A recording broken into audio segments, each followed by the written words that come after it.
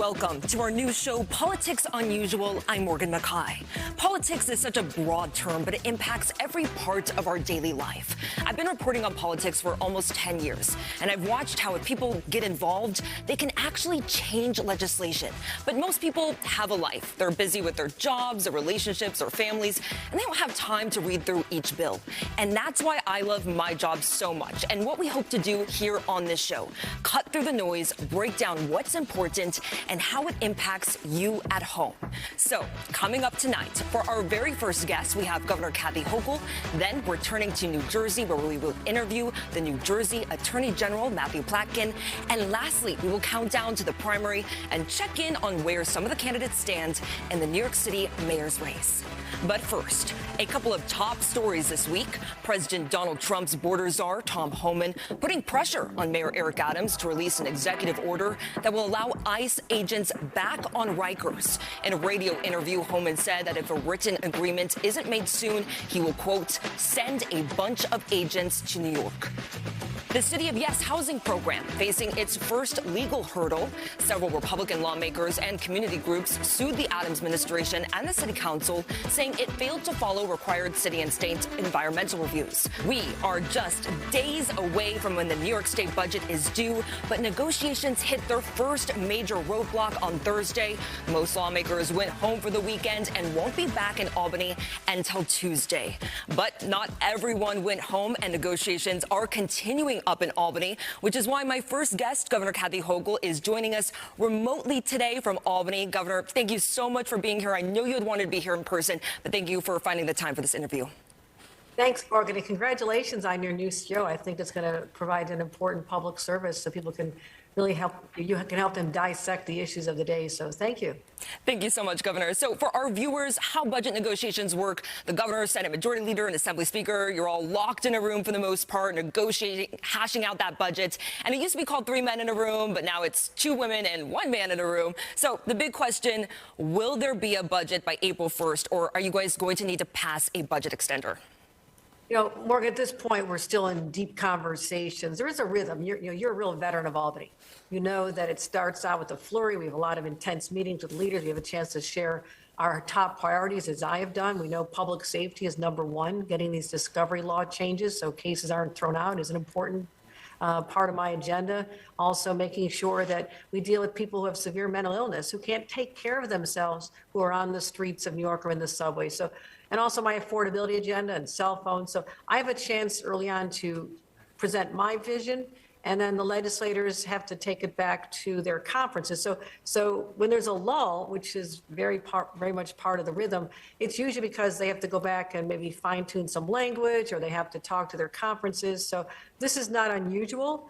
This is my 4th budget, and we may or may not make April 1st, but the truth is I've been successful in achieving the goals I set out to do, and that's what I'm focusing on right now, delivering for the people of this great state. Exactly. And one of the sayings up in Albany is a deal has to come together and fall apart at least 3 times before you guys make a final budget deal. But I'm hearing that one of the sticking points in this budget is that involuntary removal language. Now, where do you guys stand exactly on, this issue and getting those struggling with mental illness off the streets and into long-term care? I'm hearing some of the concerns are that they're going to be back out onto the streets.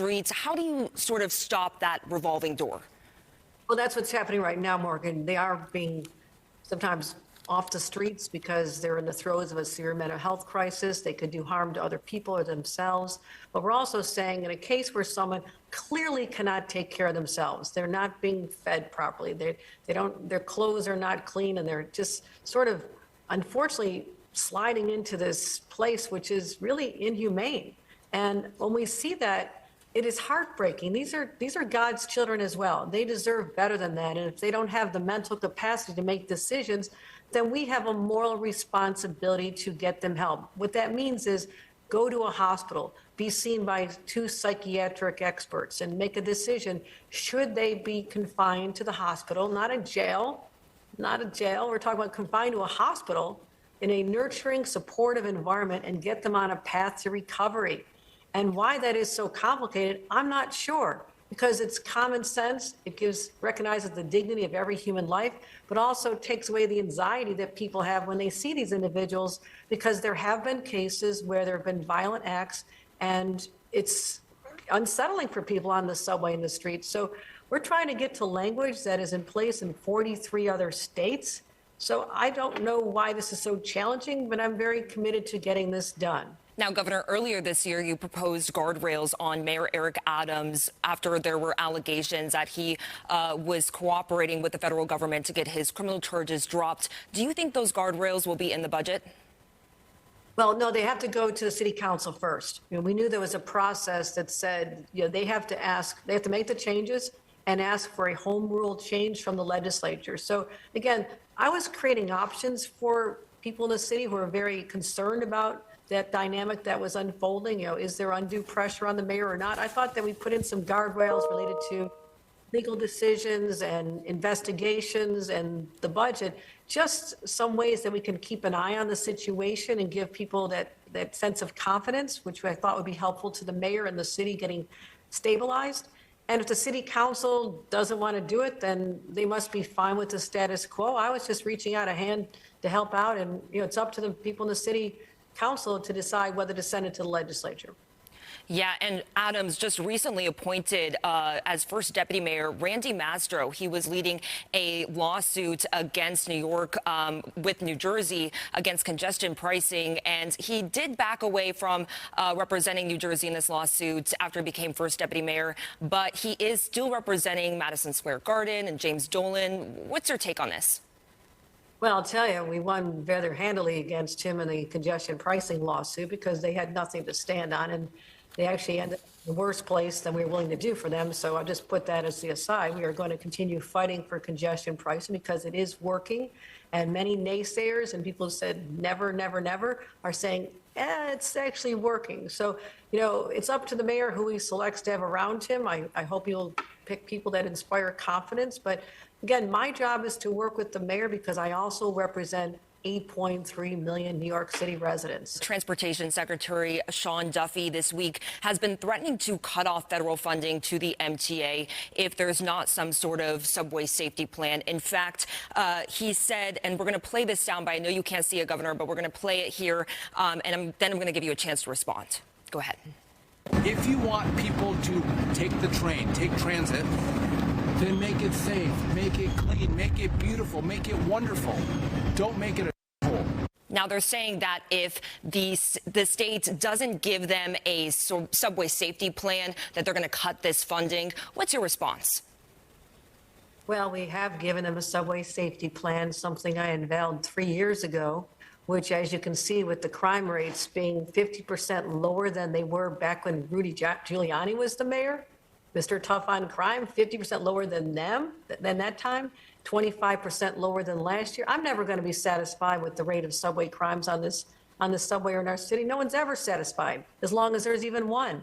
But you cannot argue with the fact that my COPS plan, I'm funding, state is paying for overtime for police officers, 2 on every train starting at 9 o'clock at night. That has calmed the situation down dramatically. I wanted to make that investment. That's important. We now have cameras on every single train. I focused on this intently and got it done. We're also putting up barriers in the subways so people are nervous about being pushed into the tracks. We've had some horrific cases. They will feel safer behind these barriers, as well as continue to collect fares, fare collections, fare evasions down 25%, but I'm not done. So I'm happy to work with the secretary and show him what we're doing. And if he has other ideas on how to do that, we'll be happy to take assistance from the federal government because they have a vested interest in the success of our subway system as well, because as goes New York City's economy, so goes the nation. And I'll work with him. I mean, he can call it anything he wants, but I know that people in the city rely on the subway, and it is safer. It's not where we wanted to go yet, but it is safer than it was. But also, he says people won't take the subway. It's up 10% since January. So people are taking the subway. Yes. Well, thank you so much, Governor. And we have one last question for you here. We reached out to our TikTok viewers and asked them if they wanted to ask you a question, which we're going to put up here. And this is from Joey Luanza. With opening day being yesterday, who is the governor rooting for this baseball season? All right, here's how I like to do this. I was raised as a Yankee fan, okay? In Western New York, the closest team of the Toronto Blue Jays. Clearly, we're not going for a Canadian team, so there's a lot of love for the Yankees. I watched them closely when I was in college. I knew all the players, watched them intensely. But I'm also from Buffalo, and I have this affinity for the underdog, which the Mets historically had been. So I love when an underdog that's trying to, really scrappy and trying hard. So I say, I want to see the Mets do it because the Yankees got really far last year, and I'd like to see the Mets go that far this year. So there you have it. It'll get me in trouble with half the population, but I will always be willing to take a position on something that's as important as baseball. Thank you again so much, Governor, for taking the time. I also have my split allegiance between the two teams. Thank you for being here, even if it is virtually. I really appreciate it. All right. Thanks, Morgan. Good luck with the show. Thank you. This is unusual political landscape is just playing out in New York. Coming up next, we're going to be speaking with New Jersey's Attorney General Matthew Platkin about some of the state's lawsuits against the Trump administration. Stay with us.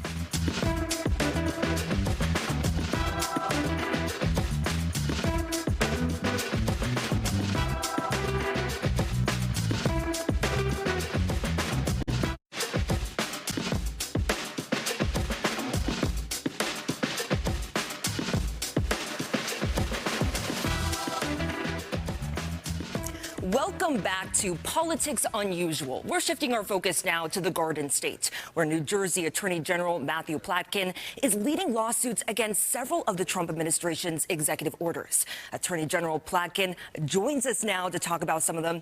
Thank you so much for coming on the show. I really appreciate it. Thanks so much for having me. So some of these lawsuits that you're leading, New York has joined as well, correct? And many of these lawsuits, how many of these lawsuits have you introduced in the past couple of months challenging some of these executive orders? Well, it's been about one a week. And yes, I've been joined by my great colleague in New York, Attorney General Letitia James, as well as colleagues from across the country, standing up to what has been an unprecedented assault on the rule of law, violating the Constitution and hurting the residents of our states. Exactly. Now, one of these lawsuits that you are leading is challenging the Trump administration's efforts to dismantle the Department of Education. Explain more exactly what you're doing there. Yeah, well, this administration has been the most hostile administration to public education, I believe, in the history of this country. First, they fired about half of the employees of the Department of Education, and then the president signed an executive order to eliminate the entire department, something that he cannot do without going to Congress. And I think we got to be clear with families in our states. And I'm a parent of two kids. I have kids in the public schools. So if the Department of Education were to go away, millions of kids across the country with special needs wouldn't get the services that they're legally entitled to. There are kids in low-income schools, in rural settings and in urban settings, who wouldn't get the services that they're legally entitled to. We wouldn't have teachers trained in math and science to teach the next generation of business and other leaders in our country.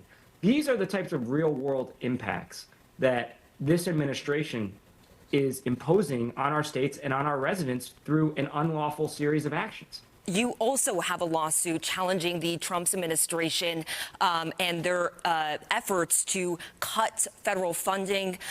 Explain just what sort of impact would this have on New Jersey? And I think there was movement on that this week, correct? Well, it'd be devastating. So they've done a number of different attempts to cut funding unlawfully. Remember, the rule of law can be this abstract concept, but what it means is that when Congress passes a law and the president signs it that says they're going to spend money on, say, Medicaid, which supports health care for 75 million Americans, 2 million New Jerseyans, or Head Start, that millions of families rely upon for early childhood education, or law enforcement funding. One of the things they tried to cut was the task force that we use to go after the drug cartels, something I think is a priority for this administration. When they violate the law in that way, we have an obligation to go to court. So that's what we did. A court said very clearly the $3 trillion in spending that this administration, with a stroke of a pen, tried to unlawfully freeze. They cannot do that. The spending has been turned back on. Now, I want to be clear.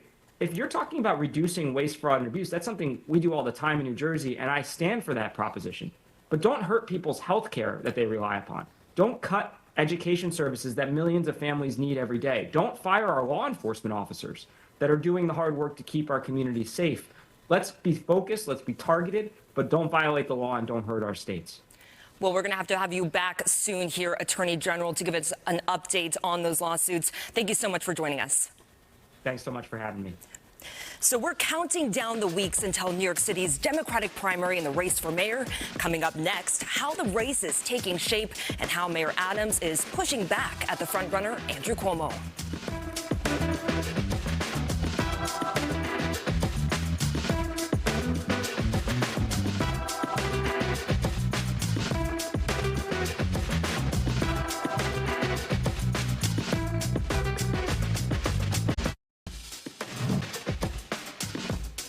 So we are a little more than 12 weeks away from New York City's Democratic primary in the race for mayor, and a new poll released is giving us a better idea where voters stand. There are 10 Democrats in the running for mayor. As you can see here, it's a very packed field, but 3 new polls were released this week, including the latest from Emerson College that has former Governor Andrew Cuomo leading with 38%. The former governor is seeing a bit of a boost since February. Cuomo did not hold any public events this week, but his lawyers were up in Albany on Monday in an effort to receive additional taxpayer dollars to cover his legal bills stemming from the sexual misconduct claims. Cuomo has denied these allegations. His state-level campaign has already received around $1 million of taxpayer money for his defense. A spokesperson for Cuomo says the law is clear that the state must pay for these legal bills. Cuomo did receive, though, an endorsement this week from the New York City coalition of the International Union of Operating Engineers. But Mayor Eric Adams taking a shot at his top rival for the first time this campaign season. When you look at how Governor Cuomo is running, former Governor Cuomo is running, he's in this bubble. You can't even get near him. He's not doing this. You can't even get near him. He controls walking in. He controls walking out. He's not answering questions from you. And does that make him on the campaign trail? Is he on the campaign trail? But Adams facing his own legal hurdles this week after the judge overseeing his criminal case released unredacted messages between top prosecutors that led at least 7 of them to resign rather than drop the charges against Adams. The judge in this case still has not dropped that bribery and corruption charges against Adams. The mayor has denied that he has done anything wrong, and he is still insisting that he's running, even if he's not out campaigning. Adams also confirmed he is running as a Democrat, not as an independent. State Assemblyman Zoran Mamdani announcing this week that his campaign is the first to hit the fundraising cap set by the city's campaign finance board, raising $8 million with expected public matching funds from close to 18,000 small donors. Mamdani says that he is going to stop fundraising and now turn his attention to knocking on doors. And now we are pivoting to build the single largest volunteer operation this city has ever seen, building on the more than 7,000 New Yorkers who are already volunteering with our campaign and ensuring that we can knock 1 million doors across the city. Now, these are just a few of the candidates. Next week, we will highlight more. Next up, we're going to test your knowledge of the tri-state region, so stay with us as we take a look at some political history.